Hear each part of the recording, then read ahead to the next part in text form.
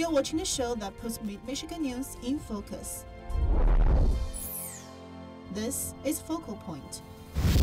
Tonight on Focal Point, we take a look at how former Lansing area servicemen were honored on Veterans Day. Sparty makes more than 400 appearances every year. We'll give you a sneak peek at how he gets from place to place. You ready? And after years of construction and millions of dollars, the Broad Art Museum finally opens its doors. Focal Point starts now. Hello, I'm Sidorowicz. And I'm Edith Zhou. Welcome to Focal Point. After more than 3 years of construction, the Broad Art Museum is finally open on MSU campus. And those that showed up for the grand opening were overwhelmed by what they saw. Today's an exciting day. It's an exciting day for Michigan State University. It's an exciting day for Lansing. Governor Rick Snyder was one of many local dignitaries on hand to dedicate the new museum. We are very excited about building it, and it's really an unusual building. There's nothing else like it. You ready?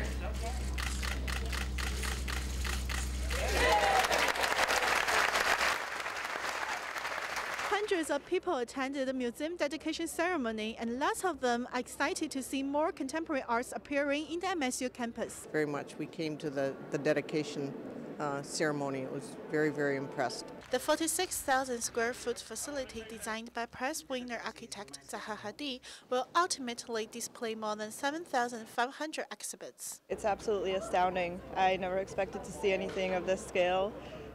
Especially in Michigan. To many people, the museum is not only about arts. I think it'll bring a lot of people in to East Lansing to come see it. It's going to, as they said, open up new avenues for the university in the future.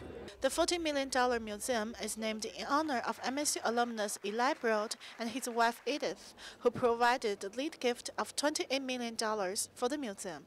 And this is a celebration that I say won't just be for today. It will be going on through our lifetime and beyond. Nearly 6,000 people visited this newest addition to campus, which is about 4,000 more than university officials expected. For more information about the exhibit or membership, please visit the museum website at broadmuseum.msu.edu.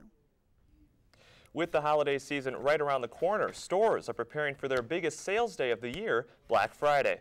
Many large stores like Walmart, Target, Kohl's, and Macy's are gearing up for the event and putting out their advertisements online. Shoppers flock to websites like bfads.net to get a sneak peek at the deals. Analysts believe that this upcoming Black Friday could be one of the biggest they have seen in the past 10 years. But now it isn't just a Friday, it's an entire week-long event. Retailers get so much of their sales revenue during the holiday season, and so now everybody's jumping on the bandwagon and pushing the envelope further and further. And many stores like Walmart are opening their doors on Thanksgiving and starting Deal Busters at 8 p.m. The alleged I-96 shooter is in custody and was seen in court this week in connection with multiple shootings across 4 different counties in mid-Michigan. Rowley Castile was charged with 60 counts, including assault with intent to murder in Oakland County, an offense that can carry up to life in prison. Castile is also charged with 6 counts in a case out of Howell. Judge Brian McKenzie of Howell ordered a competency exam for Castile, which will be done at the State Forensic Center in Ypsilanti.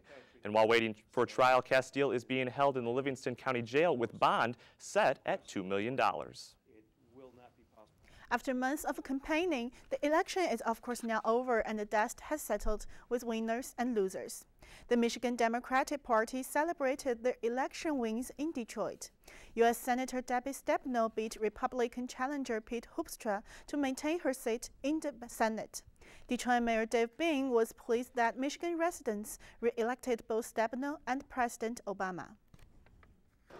Debbie Stepnow is somebody that I've known for the last 30 plus years, somebody that I've supported, somebody that I believe in. Meantime, the Republicans held their election night party in Lansing, hoping for a Romney victory. Focal Point's Joe Cleo went to the party and shows us how the night unfolded. The night began with nervous anticipation and excitement. Still early, we're fired up. Mitt Romney from Michigan, we've been working hard. After months of campaigning, it all came down to this night. The atmosphere is amazing here. Can't you just feel it? No more phone calls. Romney advocates sat back and watched as state-by-state election results filtered in. With Romney's early lead, the room was electric. The environment is great here, and we're looking forward to a great evening in celebration of Mitt Romney. Media, monitors, and munchies. What more could these Republicans ask for, besides a Michigan victory for Mitt? It didn't happen. The booing says it all.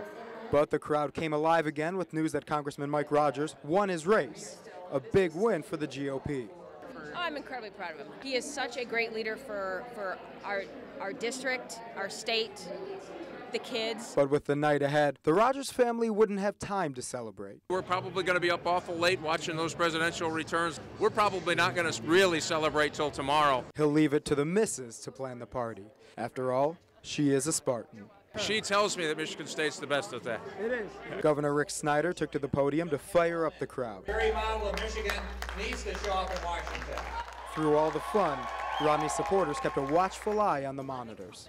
Then, a little after 11, what they'd been dreading became reality.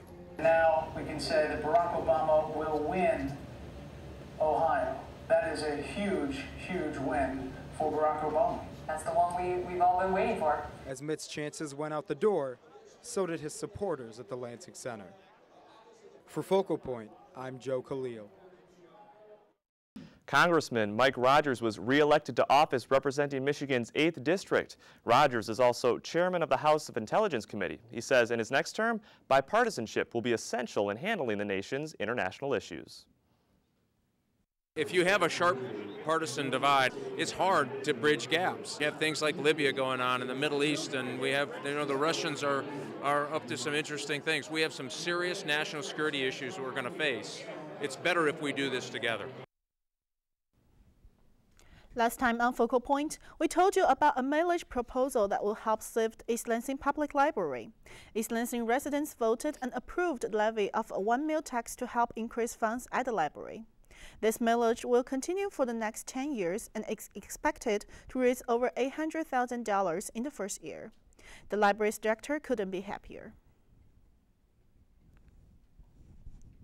Oh, it feels great. I mean, there's nothing better than to know that what you do every day is supported and that people really do love us. They tell us that all the time, but they showed it. They showed it by their pocketbooks, so we're grateful. And the staff feels great. The staff is, the day after was just like euphoria. The funds generated with this millage will go toward library materials, staff funding, and building repairs.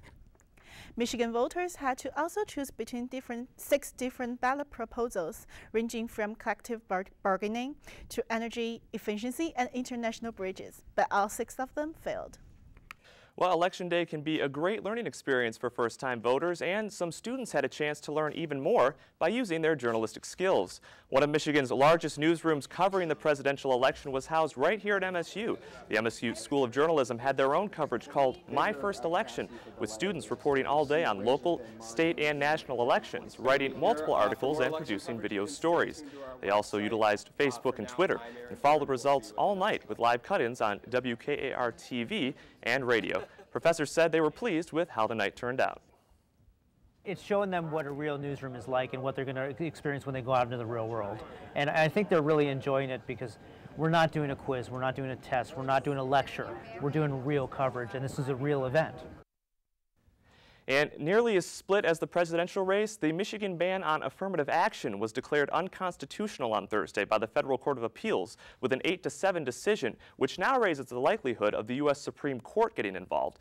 This is the same court that allowed universities to use race as an admittance factor, which is now under scrutiny because of Abigail Fisher, a student who is suing the University of Texas because they allegedly rejected her for being white. The court said having university governing boards with members who support and oppose affirmative action voting on its use is a much more fair practice than putting a ban on it altogether. And coming up next, Greater Lansing residents and visitors now have a new resource to help them find great information about the area. And why is Mayor Virg Bernero giving away his keys to the city? Coming up next on Focal Point.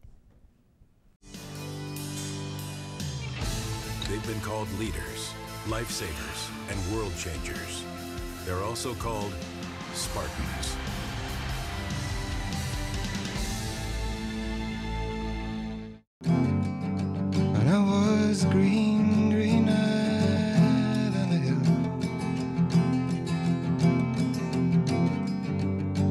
flowers grew and the sun shone still. Now I'm darker than the deepest sea. Just hand me down, give me a place to be. Well, nurses now have a new building to learn in, and why some students were bowling on Election Day. Those stories top our campus headlines this week. Lauren Gentile has the details. Lauren. Since November 5th, the people in the residential and hospitality services and MSU athletics have been asking for your help.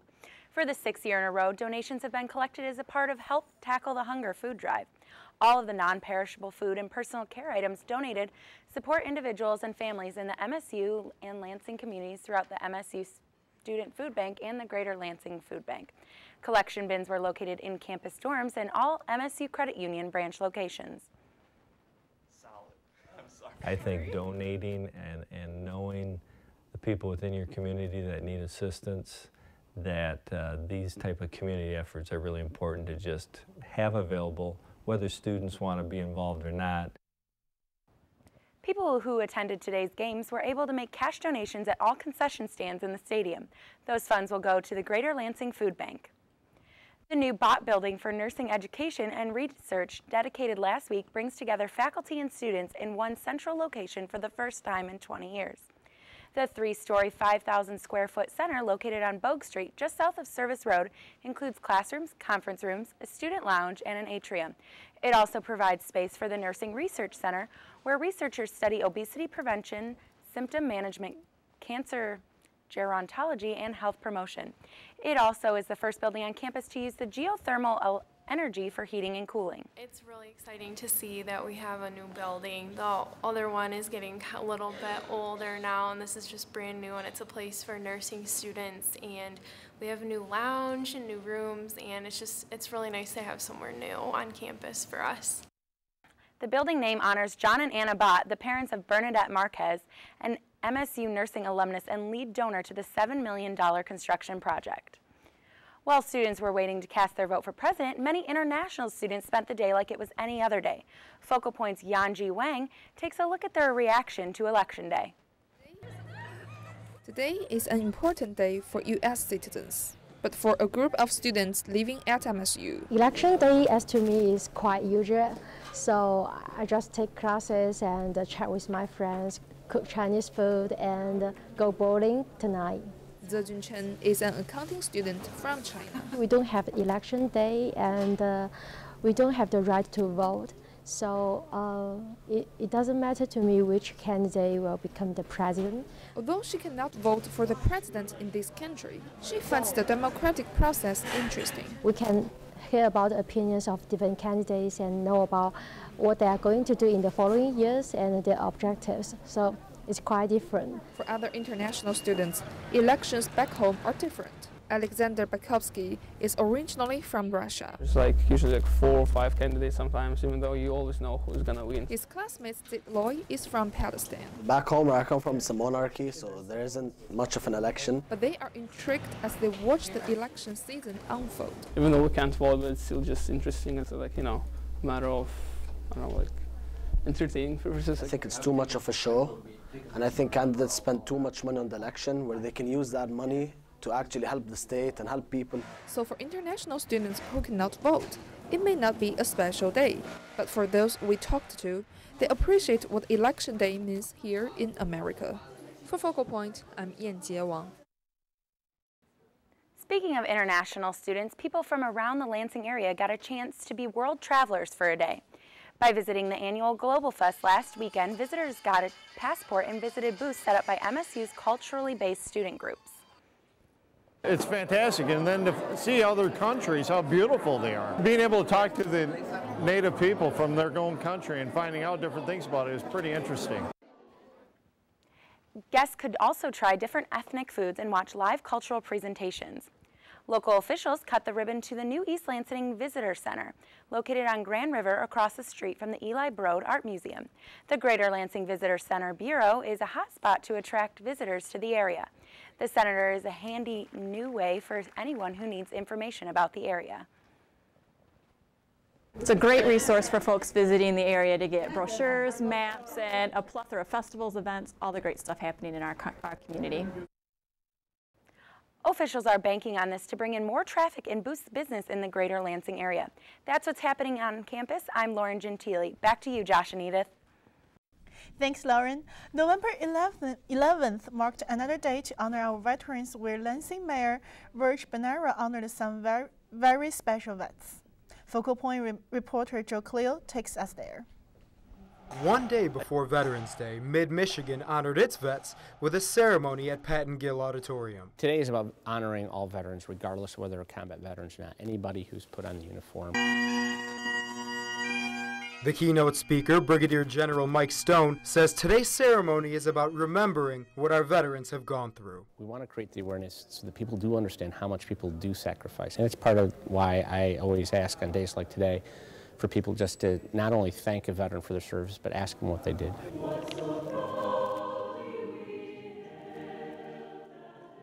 Lansing Mayor Virg Bernero honored 2 World War II veterans with the city's highest honor. We were able to give 2 keys to the city to some of our local heroes. Right here, heroes in our midst.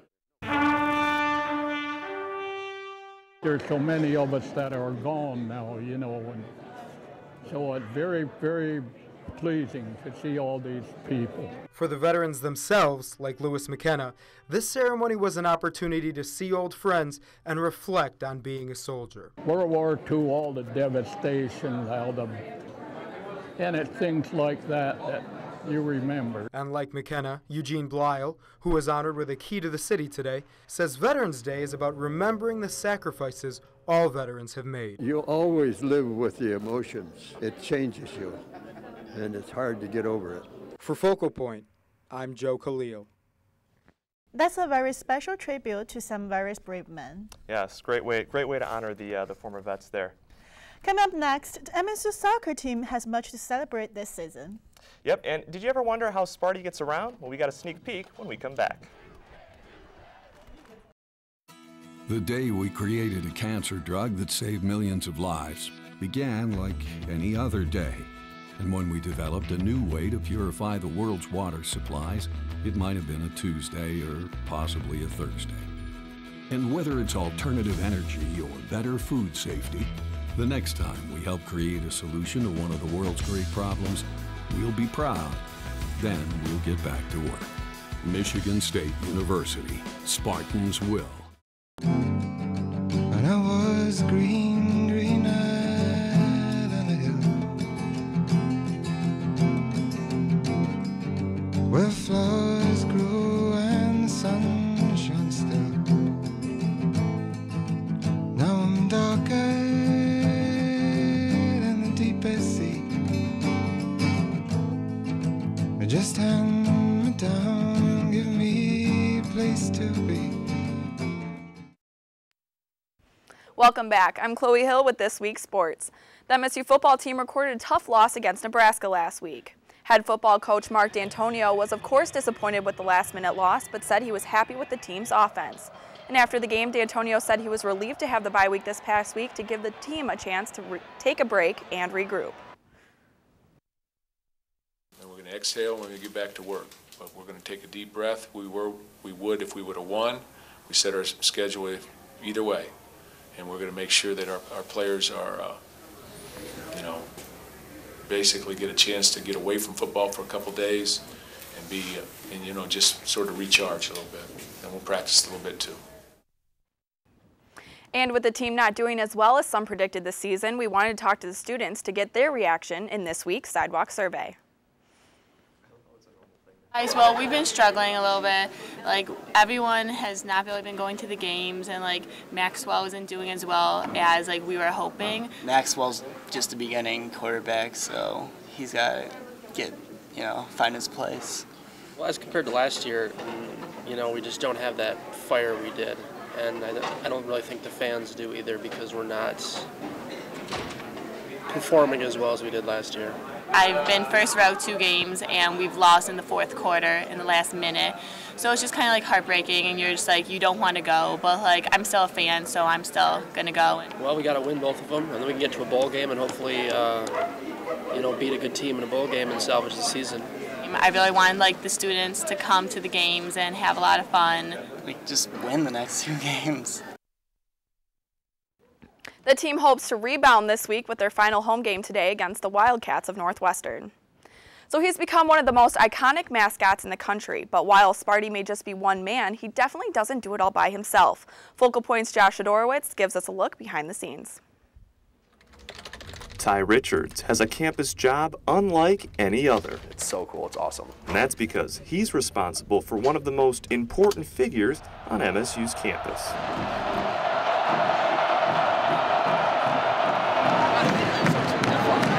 The kinesiology senior, who is now co-director of the Sparty mascot program, has been one of Sparty's student escorts since he was a freshman.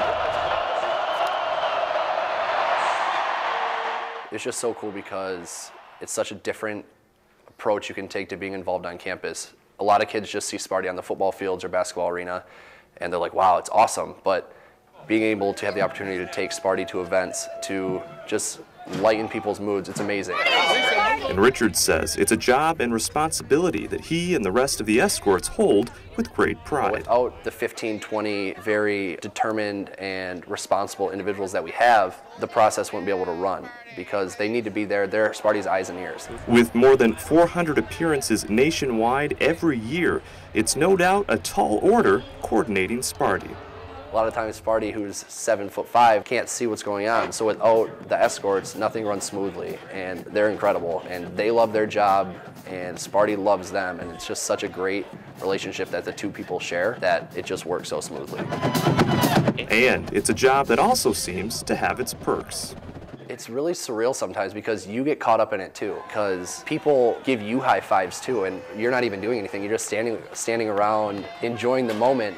At the end of the day, Richard says representing Sparty is more than a job and an experience he wouldn't easily trade. One icon, one mascot, one person can represent every single thing about Michigan State University, and everyone accepts that. No one questions it, people just love it. And whether they get a high five or see him in the distance, it's the same thing. They're gonna have a smile on their face, and they're just gonna have, it's gonna brighten their day. For Focal Point, I'm Josh Sidorowicz. And any student can apply to be part of the Sparty Escort program. You can find the link under our story on the Focal Point website at focalpoint.cas.msu.edu. Well, last weekend, the Michigan State men's soccer team defeated in-state rival Michigan in overtime 2-1 to claim the 2012 men's soccer Big Ten championship tournament. On Thursday, the Spartans beat the Cleveland State Vikings in the first round of the NCAA tournament at home 2-1. The team will now take on Notre Dame tomorrow in South Bend, Indiana at 2 p.m. for the round 2 in the tournament. The Spartans men's basketball team opened their season against UConn in an airplane hangar in Germany last week. Keith Appling scored 17 points for the Spartans, but that wasn't enough to hold off the Huskies. Despite the 66-62 loss, the Spartans pushed through to win the next game against number 7 ranked Kansas 67-64. The Spartans will take on Texas Southern at home on Sunday. That's what's happening in sports. I'm Chloe Hill. All right, thanks, Chloe.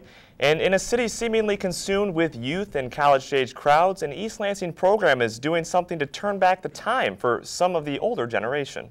Focal Point's Elliot Grandia takes us to a special place for some special seniors. Cutting glass, shaving glass, arranging the glass, and the grouting.